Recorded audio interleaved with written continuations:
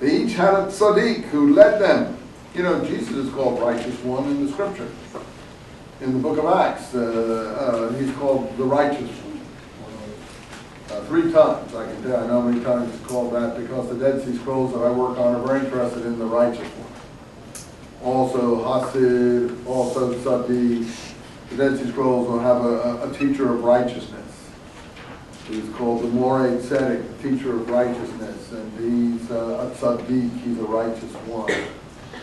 He has a lot in common with Jesus, except he observed Mosaic law. He doesn't try to abrogate Mosaic law. But you can read my books. I'm well known for that. I have lots of books on that subject. I have a book called James, the Brother of Jesus, which I think was instrumental, if I don't mind bragging a bit, in putting James on the map. I don't think anyone ever knew much about James before I wrote a 1,000-page book about him about 10 years ago, based on all the courses I teach him.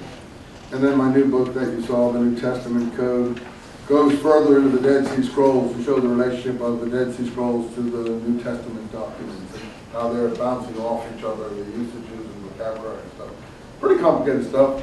That's why it's another 1,000 pages. You wouldn't want to bother with that, I can tell you. Did you actually translate the... Oh, I translated, yeah, 3 of the scrolls in my book, The Dead Sea Scrolls of the First Christians. So that book you can get for $4. So Dead Sea Scrolls of the First Christians in Amazon.com. They're just selling it off for nothing. It was published for around $30. So I haven't translated all of them, but I and others have done that. I don't do the same work others do, but I translated some of them myself, and a lot depends on, you know, who the translator is. And that Dead Sea Scrolls of the First Christians, you can get that for $4. And so I think some people were selling for $1.25 even, right? The postage was more than the book. I said, you're kidding me. No. And then someone bought a book the other day for me to sign it. I said, how much that cost? I said, $1.25. And another guy came to me the other day in a class, and he had a book that I wrote when I was younger called Islamic Law in Palestine and Israel. Really very abstruse book, you know. And they were selling in the bookstore here for $40. And they only had 1 copy apparently left. I'd given some copies about 25 years ago to the bookstore, and they still have it. So they had it on the table, and he grabbed it and said, Professor Eisenman, I'm so thrilled to get this book. You know something? I looked on Amazon.com, and it's sold for $125 now. So you can write 1 book, and it'll sell, and that's used, he said. I got this for $40. I really feel lucky. I said, geez, you are lucky, because I wish I could get myself a few of those for that price, you know. $125, I don't ever see into that money. Collector's item, great. So the bookstore didn't know. They were selling it off. He grabbed it. And so there's a book now that you would think, why is that $125? This other book is selling for $1.25. I don't know why. Barnes & Noble printed that other book, The Dead Sea Scrolls of the First Christians. They used to have it out on their sale tables for $10 or something. They reprinted it. They're a bunch of crooks, Barnes & Noble. But I don't know. I never got any money from those people. Anyway, let's go on here. James, the Brother of Jesus book is In Penguin book. $22. No, but you can pick it up in Amazon.com. That's on Amazon.com. It's $22. Nah, come on. You look up the used books. $7.50. Used books from $15.39. Really? Mm-hmm. That's hardback. Or James, the Brother of Jesus by Robert H. Eisenman. Yeah. Paperback. A paperback? Oh, all right.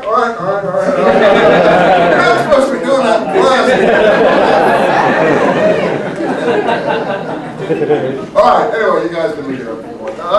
It's $7.50, some people told me. But anyway, just I can't discuss it now. I got to get on here. This is really... So I'm telling you, all these things were used back then is what I'm trying to tell you. So this is important too. So you see here, he says the Hasidim, they're called the pious ones. You see that? That's on page, well, I don't know what page it is, but he says they're called the pious ones. And there was another man born called Rabbi Elijah Vilna. He was called Mitnagdim. Mitnagdim, you don't have to remember this, but it's an interesting word. Mitnagdim, I didn't even know what it meant until I went to graduate school. Someone told me Mitnagdim is to be against the Hasidim. He was a strict legalist. And someone once told me, you know, being frank with you here, since I'm in my last class, my last day, but everyone always claims this, that that I'm a descendant of this Rabbi Elijah of Vilna, Mitnagdim. I have no idea if I am or not, but those are stories that are passed down in traditions. But I'll tell you, I'm a Mitnaged, and I'm always against everything, but as you saw, I was for Walt Whitman and a few others in Black Elk, but there are a lot of things that I'm against, as people know. So it wouldn't surprise me if I was related to this against person. Anyway, the great Hasidic leaders, the tzaddikim, they were the righteous ones. That's right after that. So he tells them the whole story. That's really interesting, isn't it?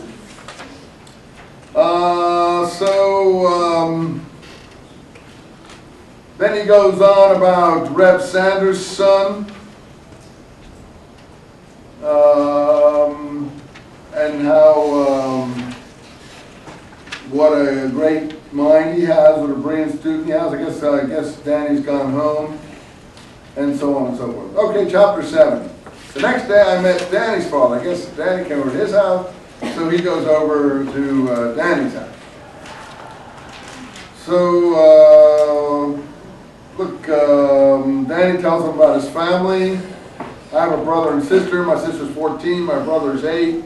I'm going to be 16, so am I, Reuben says. So these guys are in their teens at this point. And they discuss, what's wrong? How come your father let you go around with an apokoros like me? Oh, you were asking here, what does apokoros mean? And what language? No, you were asking me. Yeah. Yeah. Okay, I told you last time. What did I tell you it came from? Apokoros. Epicurean. What does an Epicurean mean in Greek English? Someone who likes beauty, food, beautiful things. He calls Reuben an Epicurean.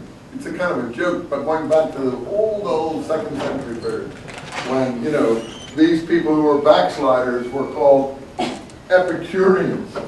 In Greek, it's epic. I don't even know if I can spell it, something like that. That's where it comes from. Epicurean, someone who likes good things, food, beauty, the way we all are, Epicureans. But it was considered an insult. It wasn't considered a compliment by these religious people. Religious people don't like people who like beautiful things. They like people who are pious. Oh, whoops. Oh, hey, man, I guess the screw fell out of my glasses. Now, I never get home today, I was worrying about this screw here. Now I'm really in a bad shape here. If any of you got a screwdriver, let me know.